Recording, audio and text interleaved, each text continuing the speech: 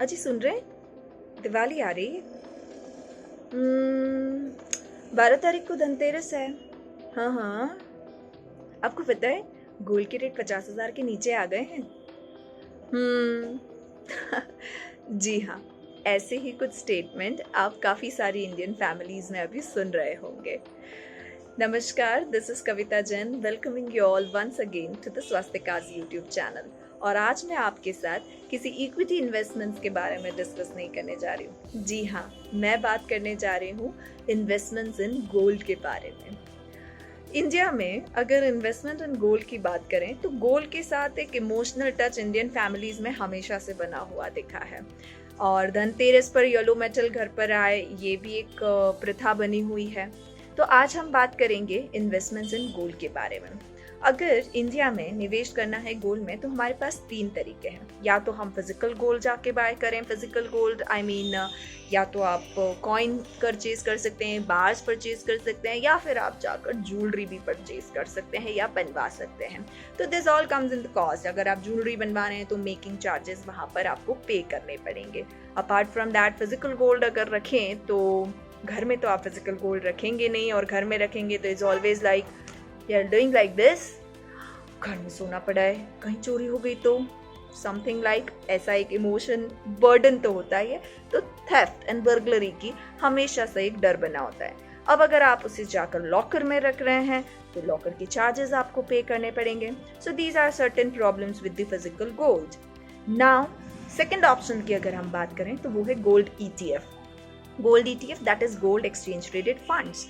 जिस तरीके से आप शेयर्स को बाय और सेल करते हैं on the stock exchange, in the same way आप गोल्ड एक्सचेंज ट्रेडेड फंड्स जो कि लिस्टेड होते हैं स्टॉक एक्सचेंज पर, आप उसे बाय और सेल कर सकते हैं। But that also comes with the cost. जो कंपनीज इन ईटीएफ को मैनेज कर रही हैं वो 1% आपसे मैनेजमेंट फीस चार्ज करती है, ऑल्दो आप इसे बाय और सेल कर सकते हैं एक्सचेंज पर।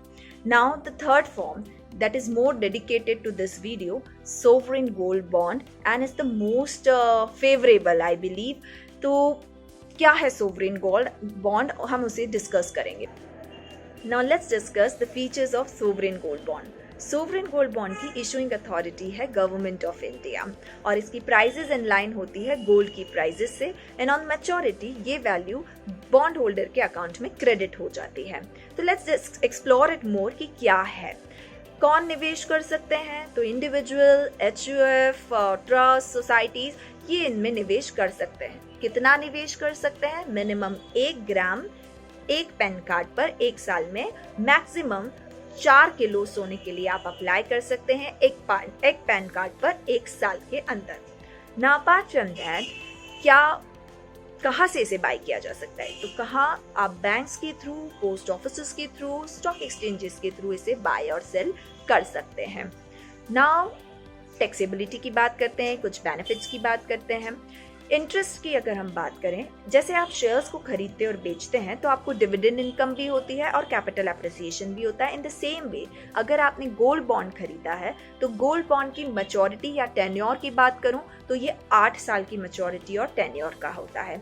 तो क्या आपको 8 साल रुकना पड़ेगा? अगर आपका ऑब्जेक्टिव इन्वेस्टमेंट है तो यस आई विल से कि आपको 8 साल के लिए निवेश करना चाहिए। लेकिन अगर आप रिडम्पशन करना चाहते हैं तो 5 साल बाद भी आपके पास ऑप्शन होता है कि आप इसे रिडम्पशन के लिए अप्लाई कर सकें। अपार्ट फ्रॉम दैट ये गोल्ड बॉन्ड स्टॉक एक्सचेंजेस पर लिस्टेड भी होते हैं, तो जब भी आपको रिक्वायरमेंट है, लिक्विडिटी ऑप्शन आपके पास अवेलेबल है, आप स्टॉक एक्सचेंज पर जाकर इसे बेच सकते हैं। बट यस, माइट पॉसिबल आपको कुछ लिक्विडिटी की इश्यूज आए, जैसे हो सकता है यूनिट्स आप जितना सेल करना चाह रहे होते बायर्स अवेलेबल हैं या नहीं है, तो but option is available.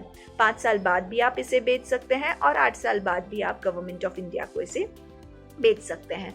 Now इस पर इनकम की अगर बात करें तो 2.5% per annum government of India आपको इंटरेस्ट पे करती है। ये फीचर ना तो फिजिकल गोल्ड में आपके पास अवेलेबल है और ना ही गोल्ड ईटीएफ पर।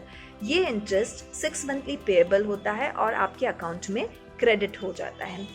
अब अगर रिडम्पशन की हमने बात किया, टैक्सेबिलिटी की अगर मैं बात करूं तो फिजिकल गोल्ड आप परचेज करते हैं तो वहाँ आपको टैक्स पे करना होता है। कैपिटल गेन्स पर भी आप टैक्स पे करते हैं जब आप बेचने जाते हैं।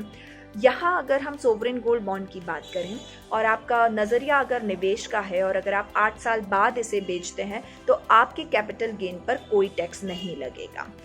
इंटरेस्ट, यस, इंटरेस्ट पर टैक्स लगता है और सोवरेन गोल्ड बॉन्ड पे जो आपको इंटरेस्ट मिलेगा वो टैक्सेबल होगा।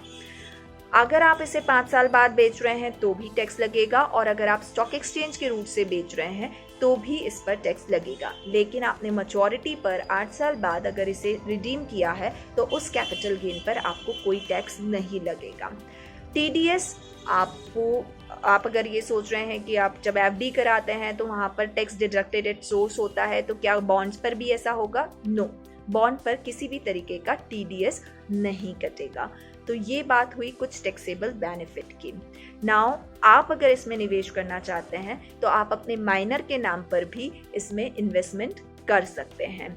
तो काफ़ी हद तक आपके लिए इनकम भी है, 2.5% का आप ब्याज भी ले रहे हैं, सेफ्टी भी है, कोई डर भी नहीं है। तो this is the new way जहां आप गोल्ड में निवेश कर सकते हैं। तो इस धनतेरस निवेश करें गोल्ड में, SGB में। So happy investing, happy Dhanteras, and wishing you all a very happy and prosperous Diwali. Thank you so much.